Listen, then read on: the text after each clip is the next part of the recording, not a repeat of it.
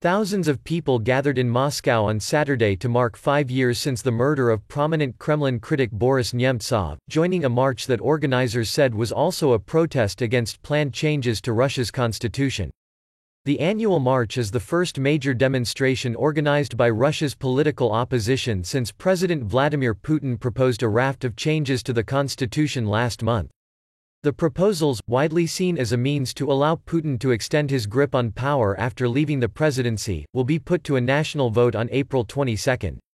Over 22,000 people rallied for Saturday's march in a square around 2 kilometers (1.24 miles) from the Kremlin, according to White Counter, a monitoring organization that tallies up participants at rallies using metal detector frames.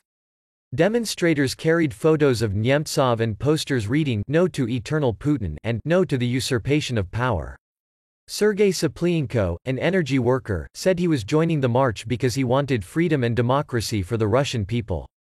"I haven't got the strength to stand the government's abuses of power," he said. The constitution is about to be transformed into some sort of comic strip. Moscow city authorities granted official permission for the march to be held, unlike several unsanctioned protests in the capital last summer that, at their peak, drew around 60,000 people and led to thousands of detentions.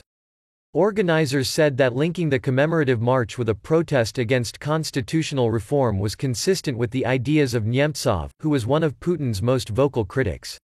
"This is exactly what Boris Nemtsov was fighting for, and he gave his life for it," organizers wrote on the event's web page. Nemtsov, a former deputy prime minister, was killed in 2015 as he walked home across a bridge near the Kremlin's walls. He had been working on a report examining Russia's role in the conflict in Ukraine. His allies have criticized the subsequent investigation for failing to identify who ordered the killing, though 5 men were given jail sentences. Saturday's protest featured a banner calling on the authorities to find and prosecute those who orchestrated the killing.